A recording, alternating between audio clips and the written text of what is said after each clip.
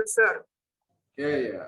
So let me take, we have half an hour time in hand to make some progress so that I can finish the thing by next Thursday as per our discussion from 11 to 1 p.m. on Thursday, right? That will be the last class. Okay, now I hope you had a good quiz. Let's see, you will get the marks by Thursday before the class, hopefully, if I can finish to check it. Well, we started talking about the variety of aspects around the EPR spectroscopy. Today I thought to give you some feelings. What I said sometime back, that EPR is very useful in getting information for the electronic structures of the metal complexes. And electronic structure of the metal complexes, particularly where you have the issues of oxidation state distribution at the metal ligand interface. Now that is possible if you have the redox active ligand system. And this I talked about, that most of the ligands are not redox active. That means they do not take part in electron transfer processes along with the metal. So in a metal complex, if you take particularly the transition metal complexes, where you could see the electron transfer, and mostly it takes place around the metal center, because the variable oxidation state of transition metals, which actually pervades the chemistry of transition metal. So all electron transfer takes place at the metal side, but there are certain ligands where the ligand can also behave like a metal because of the fact of their quality of undergoing facile electron transfer process. It depends on variety of factors. Anyway, we are not going deep inside the electron transfer aspect. We are trying to understand if it happens that at the metal ligand interface, and particularly in biology, we commonly face this problem, that electron transfer, what it is happening at the metal site or at the ligand site, or both are contributing in a parallel sense to undergo that electron transfer. Now, one of such ligands, there are many such ligands are there. I mentioned already the quinones, and I said this a couple of days back, that the quinone can have successive electron transfer processes where it would give you the fully oxidized state to fully reduced state via the intermediate radical state. And the diagnostic bond distance based on its redox state is your Cx. Now, X could be whatever you consider it. Now, if you see it, that if I consider X equal to oxygen, Y equal to oxygen, hypothetically, and then you could see the bond distance changes from 1.2 to oxidized to 1.3 intermediate to 1.34, very diagnostic, you cannot miss it. So by that process, you can figure it out what is the redox state of that ligand in that compound, and then you can back calculate the metal oxidation state. Now, how EPR would be very useful, I'm giving you 3 examples. The first example over here, you could see the 3 molecular form. They are very analogous to each other. In each case, you see that this is the common fragment, metal, ruthenium, acetyl, acetonate fragment in each case. Okay, and the third ligand, this is heteroleptic system, and that is your oxygen-derived quinone, and that is iminoquinone, and this is N-substituted iminoquinone. Now, this redox scheme is applicable to all this redox active ligand setup. Now, crystal structure, and there if you check this bond distance, CO bond distance, COCNH or COCN, it suggested that it is in the radical state. Okay, so if it is in the radical state, and if it is electrically neutral compound, there is no option. Metal has to be in +3 state in order to maintain the neutrality of the compound. Now, under the circumstances, you have 2 options, because ACAC is redox inactive ligand, So you have one unpaired electron here at the metal site, and you have another unpaired electron at the ligand site. Okay. So one unpaired electron is here, one unpaired electron is here.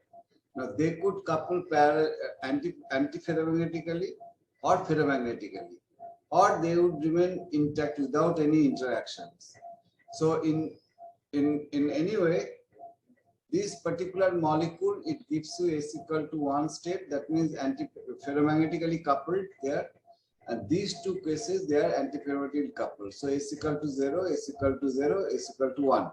That means this is EPR inactive, this is EPR inactive, but this case you will have S equal to 1, already you have talked about. You have G-half signal at 4, and also you have anisotropic rhombic signal for the metal center at G equal to 2.1 around, mode G I'm talking about. Now, transition metal cases, always you should expect to have the electron transfer, and electron transfer one can measure through cyclic voltammetry, which is not the part of your syllabus, but I'm only giving you some kind of impression that this is one representative cyclic voltammogram for each compound. Only the potential varies based on what particular ligand you are using here, here, and here. Slight variations here and there. But the overall representation is more or less similar. So it undergoes one step oxidation and undergoes one step reduction. Okay, and both are reversibly.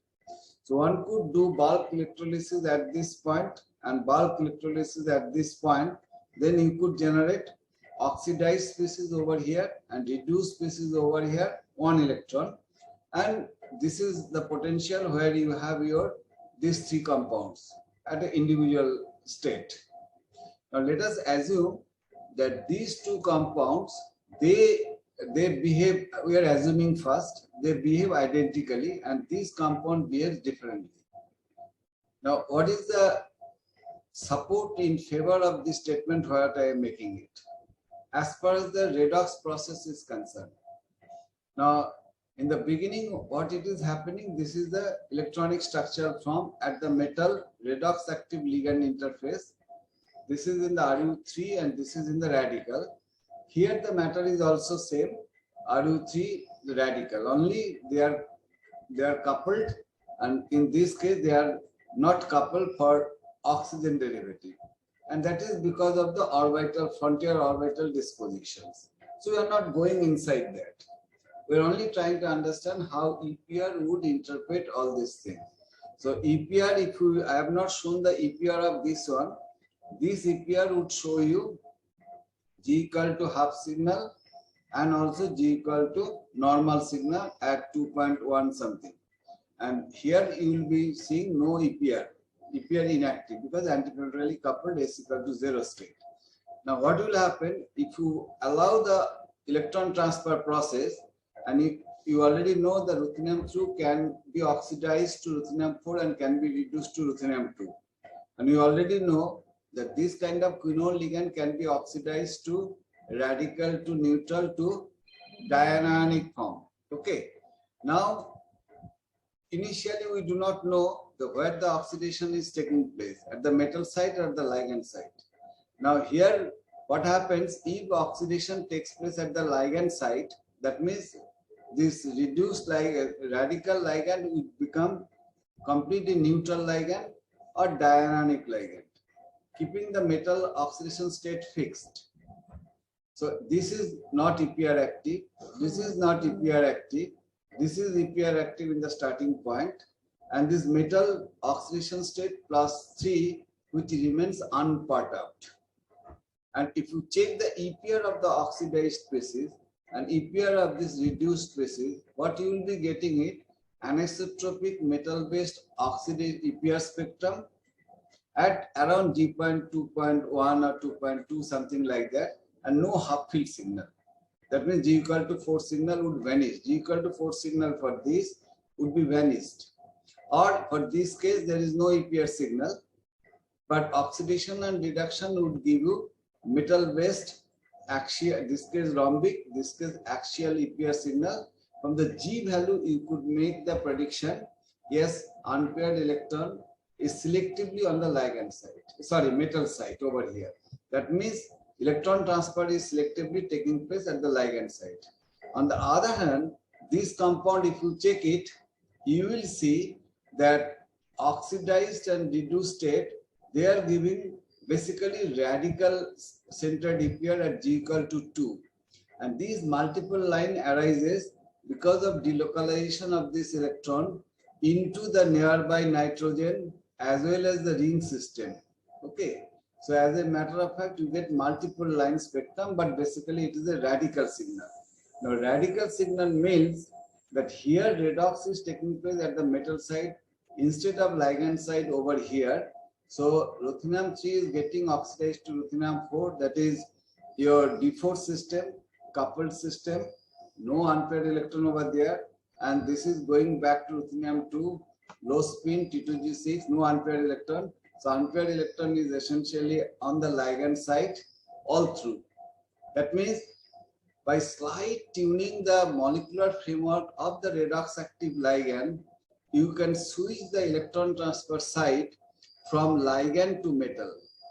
And that could only be verified by the EPR technique. EPR is so sensitive in figuring out the electronic structural aspect at the metal ligand setup, where both metal and ligand in principle can participate in the redox process. So you can easily distinguish where the electron transfer is going on.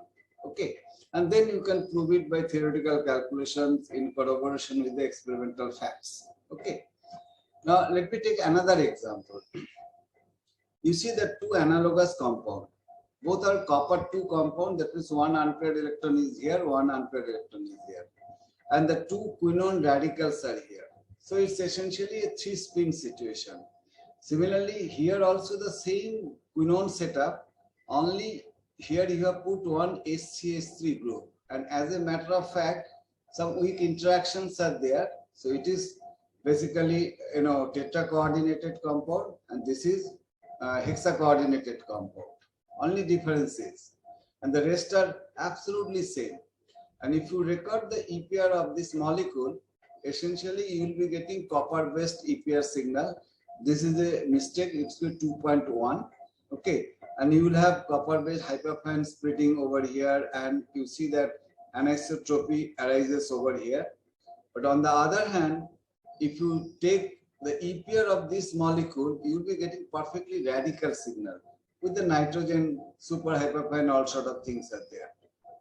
What does it mean? That this is a 3-electron setup. One electron is here, one electron is here, one electron is here. Now these 3 electrons could coupled in a different way. Here also you have 3 electrons. Now what is happening here?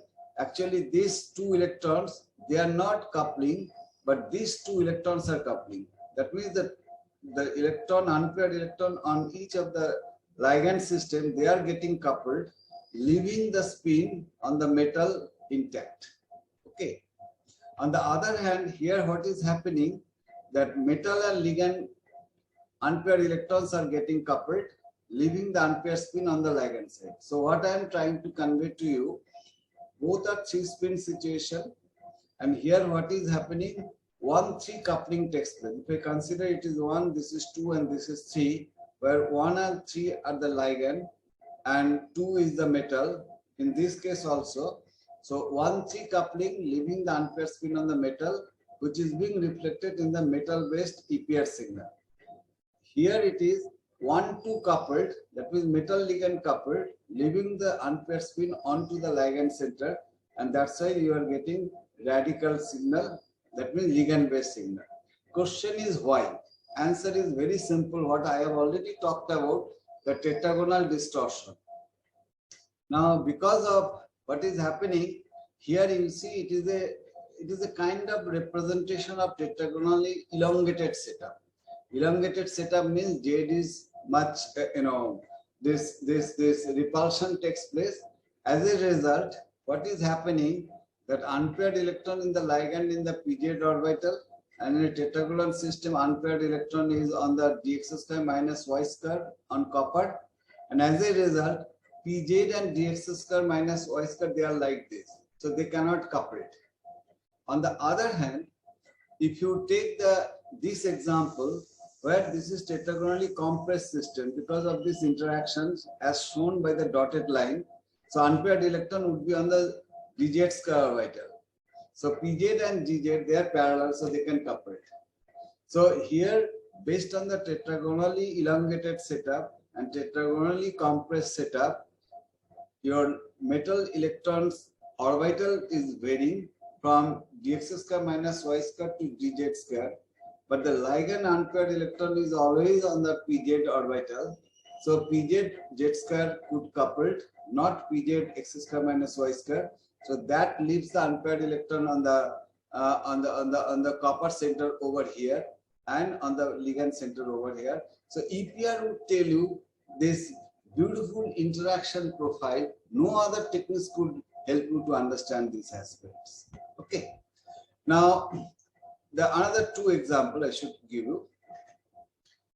You see that this is one of the example I am trying to show you in front of you to help you in understanding how the reaction mechanism could be monitored.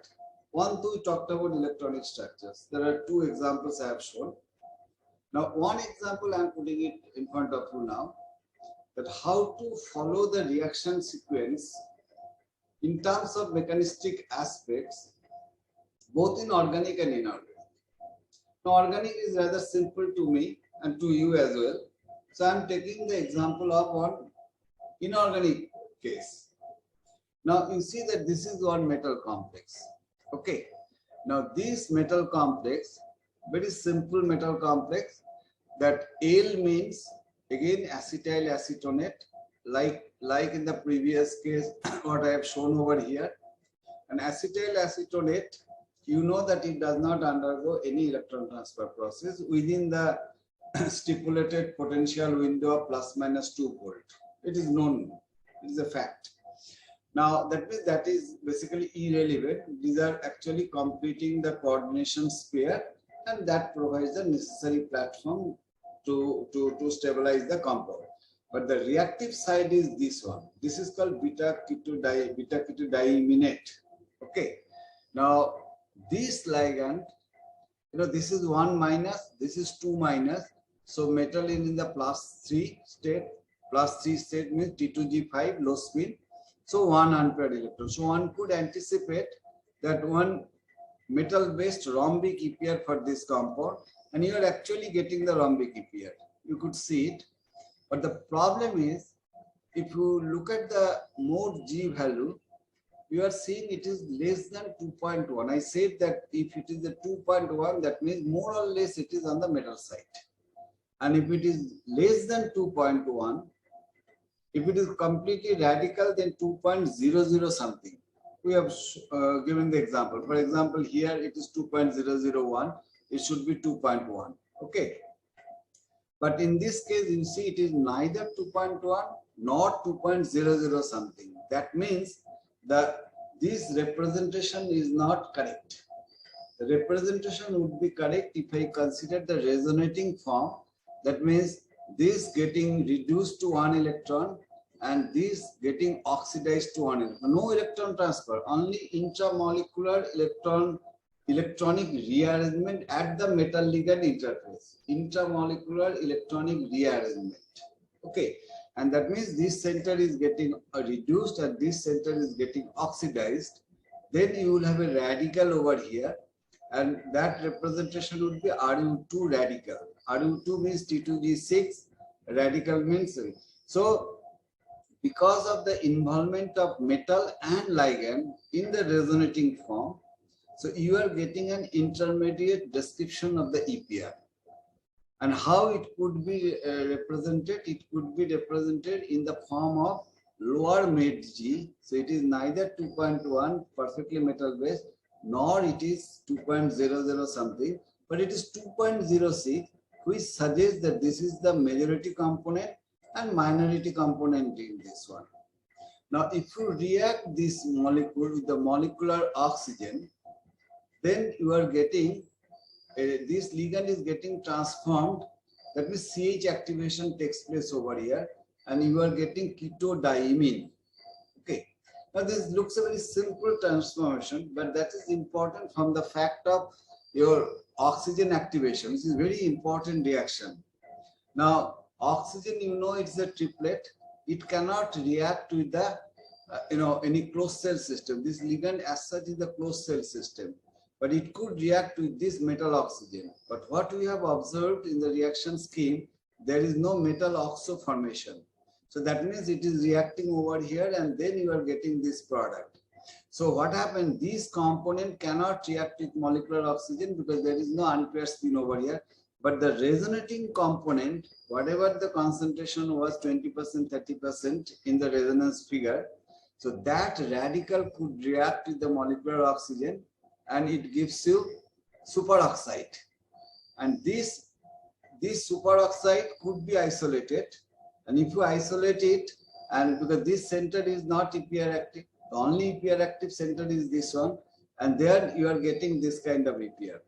And apparently one would think that this is also metal based. But if you look at the mode G parameters, it is 2.008. So certainly it is not metal based, but anisotropy is arising because of the fact of some amount of delocalization of these electrons over here. So slight percentage of metal contribution is there along with the superoxide radical contribution. So that could be reflected. Okay. And then it undergoes the hydroperoxide compound and followed by water formation and the product.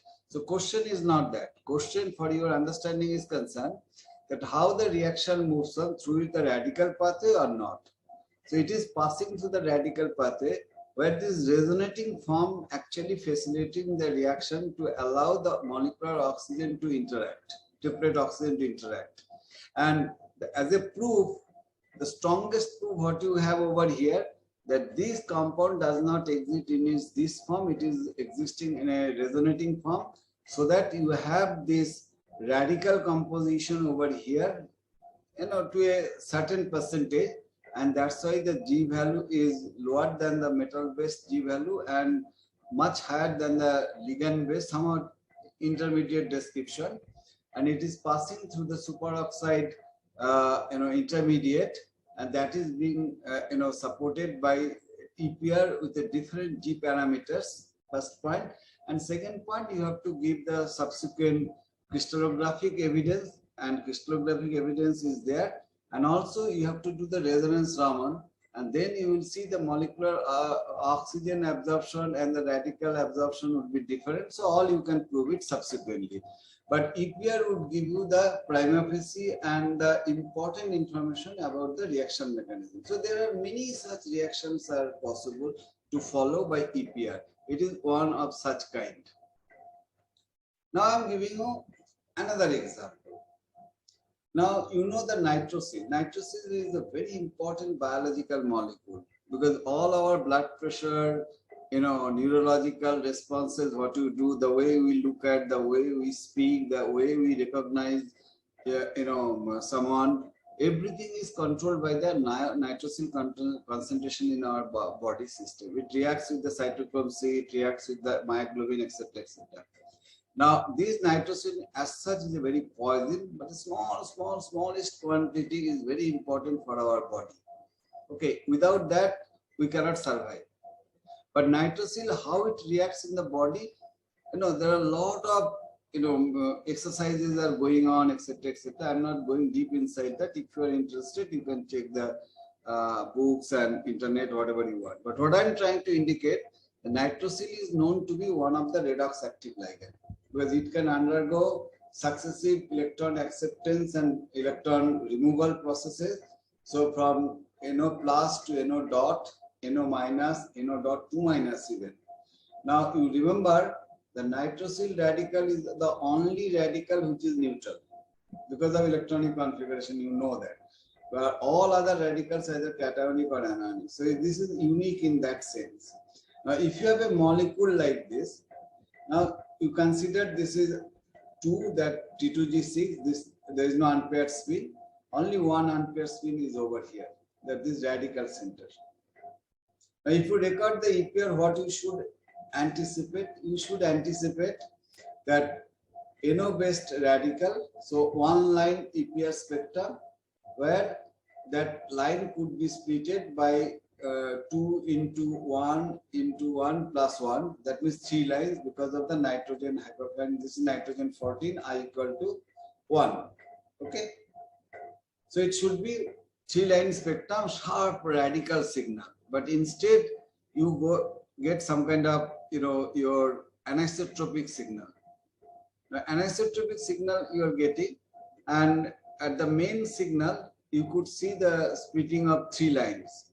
That means these 3 lines essentially originating out of this nitrogen center, and this is the radical, and some amount of splitting you are seeing it. So if you calculate the G value, mode G, you will be seeing it is close to 2.00 something, or 2.0, I think 0.00 something. So that means primarily it is over here. But what is happening, that this anisotropy is developing because of this resonating configuration. That means again the same intramolecular electron transfer happening. No net electron transfer, intramolecular electronic rearrangement like what happens in the previous case. That means what is happening, this is getting oxidized and this is getting reduced. So what is happening, I'm sorry, this is getting oxidized, this is getting reduced. So as a result, you are getting Ru1 NO plus, and Ru1 is a D7 system, low spins 1 unpaired electron into the EG level, and NO plus, there is no unpaired electron over here. Okay, so these two are isoelectronic, only electronic rearrangement from here to here. It is taking place internally, and that could be so nicely reflected into the G anisotropic parameter. There is no other alternative way you could interpret that this is the electron, and then you can back calculate looking at the G parameter. The 2.1 is the 100% metal, 2.001 is the 100% ligand. Now whatever your mode G value over here, you can back calculate, and you could see hardly 10% of this particular constituent is present within the resonating form. 90% is this configuration. You could argue I could simply neglect this 10%. Yeah, for the sake of neglect, you can do so. But from academic exercise, that 10% is equally important to follow it. Okay. And last example, just 2 minutes I need it. That you see that again, the same nitrosyl molecule. Okay. As I showed you earlier over here, it can undergo successive electron transfer processes. Now, this is one example I'm trying to put it. Contrary to all other examples what we have talked about today, that EPR badly fails in helping us to understand. This is a very old molecular setup we are talking about. That is your Brown-Dean compound. Commonly we do in our BSc classes in the laboratory, right? Now, if you see the Brown-Dean compound, what we are noticing that your Fe H2O5 NO plus and 2 minus. This is 2 minus is fixed. Okay. Now here, this is redox active, so you can have NO plus, NO dot, NO minus. And if you need to maintain this 2 plus, that means we need to vary the oxidation state of the metal atom. Now, accordingly, we can have the configuration. Water is useless from the redox point of view. So we can vary at the metal nitrosyl interface. So your combination could be iron 2 NO plus, iron 1 NO plus or iron 2 NO dot. You are just successively oxidizing metal center and reducing nitrosyl. So NO plus to, iron 1 to NO plus, iron 2 to NO dot, and then one step oxidation of the metal, iron 3, one step reduction of the NO, so NO minus. So all 3 combinations are possible, right? Now then the metal electron number is varying from D7 to D6 to D5. Now what is happening? There is no unpaired electron over here. So if we put the metal D7 under high spin consideration, this is high spin. You see the 3 unpaired electron. Now if you put this one D6 and NO dot means 1 unpaired electron. So there are 4 unpaired electron minus 1 unpaired, they would be coupled. So net 1 unpaired electron, 3 unpaired electron, 3 by 2. And here it is T2G5, D5, sorry, T2G3, EG2, high spin, and NO minus, the 2 unpaired electron, they are not never coupled. They are always parallel. So that if you minus it out of 2 would be coupled. So net is 3 by 2. So in all electronic configuration, whatever you consider for Brownian compound, your net total number of unpaired electron is 3 by 2. Now, last 50 years, if not, I should put last 100 years, across the globe, everybody is trying to find out what is the correct electronic configuration of Brownian compound, this or this or this. At one point of time, 20 years back, people believed that this could be believed. There was no solid proof. They have tried all possible exercises, including Mossberg, including magnetism, including calculations, including what's not. So they put the argument on rest up to 20 years back. They considered this, and the textbook, older textbook, you will see this is the configuration. Now after that, in the last 20 years, a lot of debates going on based on this or this. Now I see some textbook, they define it like this. And I see some textbook, they also define this electronic structure. But a very recent textbook shows that this is the electronic form. But I'm telling you, still we are in dark. We do not know. Because in all the forms, you have 3 unpaired electrons. Okay. And if you measure the magnetic moment of all these 3, you will see the 3 susceptibility followed by magnetic moment. It will tell you 3 unpaired electron.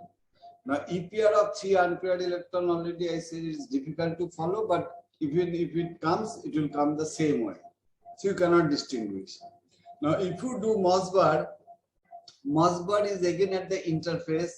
Anyway, I'm not talking Mossberg, so I cannot explain you much at this point. But I am giving you the final result. Mossberg cannot, iron is Mossberg active nuclei, right? But Mossberg failed to help much. Now, electron density mapping and DFT calculation also could not help us much. So this debate is continuing. This is an open area. Hopefully down the line of next few decades, the problem would be sorted out. I think sir, isomeric shift, sir, in Mossberg, isomeric shift may distinguish these 3 complex. Well, ideally it shows, but what is happening, it did not reflect much. People have tried the level based. So the isomeric shift, Mossberg is oxidation state variation. But what happened, that is my point of concern, that not a precise description is enough. That means these molecules are essentially flipping from this state to this state to this state, like what we have shown over here. Here the percentage is 10 to 15% of this configuration. Now, if it is in the resonating form, instead of a single molecule, resonating form means you have to understand the energy barrier is very close to each other. And that is true. If you take this configuration, this configuration, this configuration, and put they have plotted the energy diagram, they are very close to each other. That means molecule can, switch from one end to other end. And that depends on the time scale of your spectroscopic technique. If the spectroscopic technique is not that fast, the way molecule is flipping from one side to another side, then it will show you the average one. Okay. So that is why I am saying that nowadays people have started believing. Very recently, last year, one crystallographic structure has come. They are also saying it is better to believe in such a way that this molecule does not exist in a particular electronic form. Possibly the energy barrier is such between the possible resonating forms, they are flipping to each other. So all 3 possibilities should be put together in order to understand the electronic structure of the Brownian compound. I hope down the line of next decade, probably we will have a better spectroscopic technique than EPR, which could possibly help us to understand it. Well, now my time is over, 3:30. So 11 o'clock on 4th, I would be very happy to take a class of 1.5 to 2 hours, whatever it is needed, and to clarify your doubts and queries. So if you feel important, please be there. Okay. Thank you so much. Bye. Do you want to ask any question, any queries? Would you please upload the solution of quiz? Thursday you will be getting it. Thursday. Okay, sir. Thursday we will. Before that, I will send the model answer to you. Okay, and then you check it with your answer sheet. Answer sheet would be uploaded by Thursday. Okay, and you will get the feeling that where you have made mistakes. If you make any mistake, otherwise you will see that you are getting full marks. Okay, so feel free to ask any questions, whatever you feel appropriate. Thank you.